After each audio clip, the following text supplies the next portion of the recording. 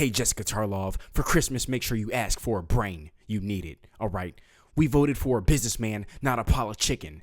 Jessica Tarlov. And you see, that's the thing. Jessica Tarlov doesn't get that, okay? She thinks that, Trump is just like, she thinks Trump is like Biden or something. Like Trump just isn't doing his job. Like he's using an auto pen or something. Like he's vacationing all the time, when actually Trump is handling business. But see, Jessica Tarlov, even though she wears glasses, she still can't see the truth. All right. And that's just the fact of the matter.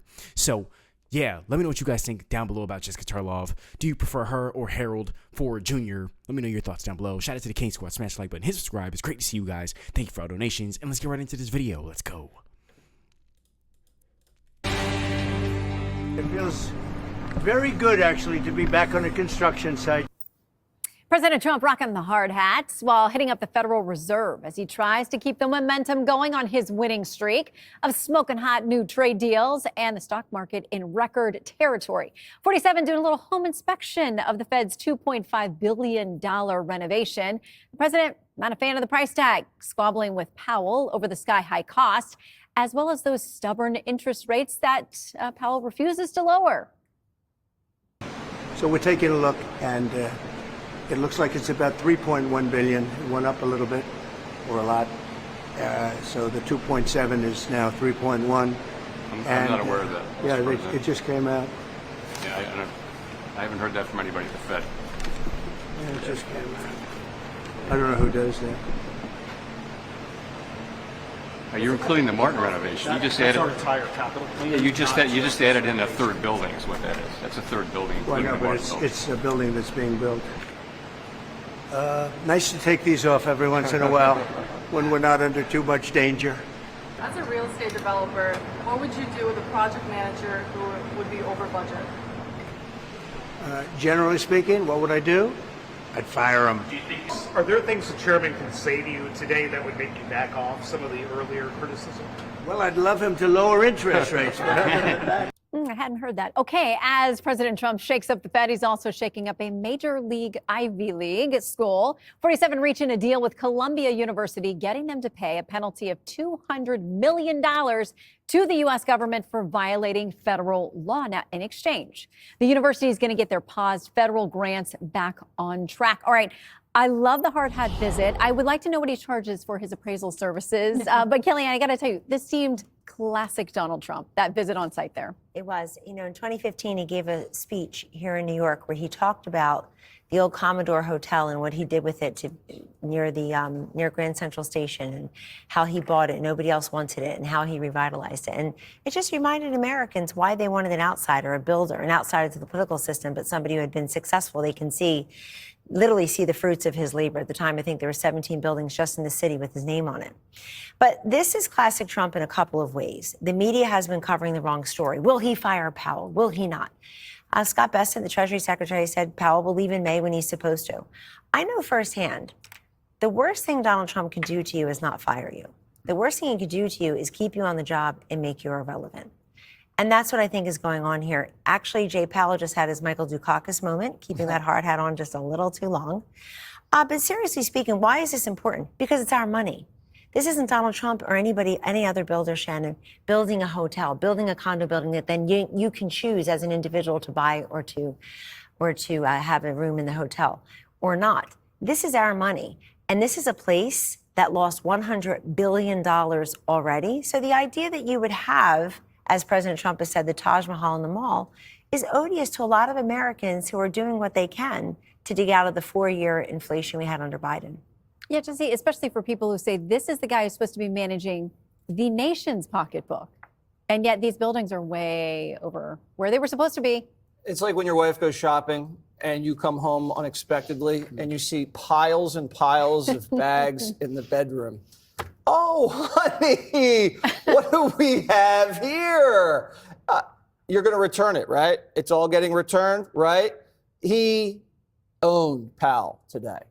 And you're right. Now this guy is just going to dangle out for the rest of the months that he has to serve there. He's doing the same thing with the colleges. So we give colleges billions of dollars every year. For the first time, he grabs a wad of cash in front of the country and said, before I give you this money, there's a few things I'd like to do. Are you listening? All right. I want you to be nicer to Jews. And I want you to drop DEI, and I want you to get the men out of the women's locker rooms. Can you do that for me? Can you do that for me? And so all of a sudden, all of the lawyers got real tough for the colleges and said, no, we're going to fight. And then they just billed for about 2 months. Bill, got paid. And then they settled. And they settled for what? I think we give Colombia $1.3 billion a year. They have to have that money. And he's doing it with other countries, too. We're paying them. They're making money here. He shuts the door with the tariffs just a little bit and said, hey, by the way, we'd like to sell you about $8 billion of rice. They love rice in Japan. We'd like to get trucks and cars in Japan. Can you do that for us? Yeah, you can. And you're going to get hit with the 10, 15% tariffs. And you're going to buy 100 Boeing jets. Can you do that? Thank you. And he's doing that with every country. It's amazing what you can do when you delay payment. And I've started to do that with Jesse Jr. He gets a $5 allowance weekly, and he's got chores. So yesterday I said, and I dangled it, because once they see it, they get really motivated. I say, you, as a part of your chores now, you are going to polish the silver. And he said, I don't know how to polish silver. I said, well, you're going to learn. And what do you know? The guy has the silver polish, the rag, and he's working the candelabra over in the dining room. That's how you get things done. Jessica, he's living a different life than we are. Jesse? Yeah, I mean, Definitely. the kids are polishing the candelabra. His marriage is from 1950, and the toddler story is completely made up. The candelabra. But Jessica, I want to ask you, which of the things on President Trump's victory list would you like to tackle first? Because we do have the nets on the tariffs. We do have the great numbers on the border. Not only that they're down, but also the poll numbers show that people are very happy with him about border security. He's got the head of NATO calling him daddy and praising him for getting the spending up with all of those nations. We want you to pick. It'll be zaddy soon, I'm sure. On the trade front with the Japan deal, the headline I was paying attention to was that the United Auto Workers and the Big Three opposed the Japan trade deal. And I went through and I collected some recent headlines just to give a tasting of what the golden age actually means on the ground. General Motors' profit shrank 35% last quarter. President Trump's tariffs are costing Jeep maker Stellantis hundreds of millions of dollars. The cost of beef is at its highest level since the 1980s. And from today, independents drive Trump's approval to 37%, a second-term low. So the only president to beat him is himself from the first term. Border security, sure, he still has a positive approval rating on that, but not on immigration as a whole, because lo and behold, people don't want grandmas and people who've been here for decades rounded up. They don't want people sent to CCOT. He's lost 40 points with Gen Zs. So there goes that narrative that suddenly young people are conservatives. Independents approval down to 27%. But the cherry on top, I think, is that 70% say that Trump hasn't done enough to lower prices. And that is the reason that he won this election. It was an election about the economy where people had said, inflation is too high. I go to the grocery store and I see what's going on. And I was obviously on this panel throughout the election. And you guys said to me repeatedly, stop telling people what their real life looks like. Stop telling people what their real life looks like applies right now. They are saying that Donald Trump is too focused on his hard hat mission or his crypto, whatever, and get the prices down. Well, I will say that the polling also shows people do think things are moving in the right direction. At least the numbers in our Fox News polling shows that their personal situation they perceive as being improving. But you got a laundry list. She's right. He hasn't done enough to lower prices. Compared to whom? This is, when I hear about Trump's polls, it reminds me of an old saying. When I'm being chased by a hungry panelist from The View, I don't have to outrun her. I just have to outrun you. So when they bring up these polls, they're meaningless without a comparison. So who are they comparing it to? Not to Trump, but to the alternative. Every poll says the same thing. If the election were held today, he would still clobber the Democrats. Some ways, even more. It is true. And by the way, you can keep saying he's rounding up grandma, but those have been hoaxes. And every time you bring up that thing, it implodes, and then we have to clean up the mess. It's easy to avoid a drop in polls, Jessica. Just don't do the stuff that upsets the media. Trump won't do that. Trump leans right into the things that he promised. So people can be critical, but at the same time, they go, no, I voted for him. You can call this a hot streak, but that requires luck. This isn't luck. He set this stuff up in advance. You know, he's posting a win every day, the same way a gardener plants 100 flowers so they bloom one after the other. And the Democrats are like going, how did this happen? How did this? Oh, wait, he has a new thing. He has a new thing. That's what's called preparation. The Democrats don't understand this. The Democrats think success is taking your money and throwing it there and then patting themselves on the back. He's actually making stuff happen, right? You know what's amazing about all this stuff? The stuff we miss.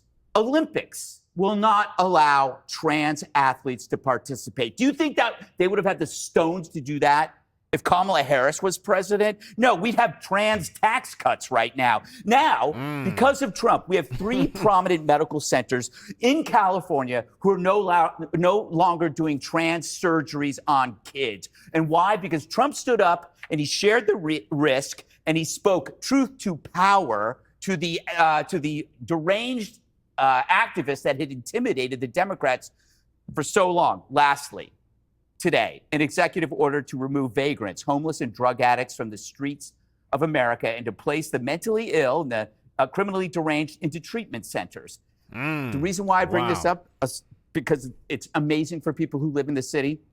There are going to be a lot of liberals who are going to say how terrible Trump is. But when they're on the subway, they're going to be thanking God for him.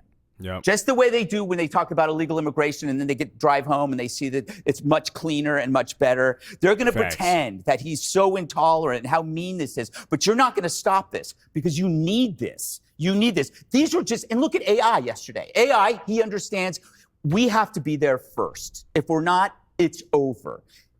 You know who was the AI czar before him? Kamala Harris. I know. She didn't even know what AI stood for. She is AI. Call him daddy, Jessica. I'm gonna Call him daddy. I'm going to miss the guy off. I didn't even talk about Colombia. No, call Greg daddy. No, thank you. I'm so tired of that. She's going to take a pass on that. Yeah, wow. It absolutely wild. Yeah, shout out to Gutfeld absolutely just annihilating Jessica Tarlov here, okay? And that's the thing. You know, one of the things with Jessica Tarlov is, like, before she speaks, you know, before you speak Jessica Tarlov, make sure you get your facts right, all right? We all know that she's going to spew out her liberal rhetoric and all types of nonsense and just pure TDS and just her hate for Trump, okay? Whereas one of the things I admire about Gutfeld is Greg Gutfeld, he comes in and says, okay, let's set the record straight. This is what's actually happening. This is what's actually going on. And one of the things that he said that really resonated with me all the more was, you know, how liberals, they'll attack Trump, but then they live in the inner cities.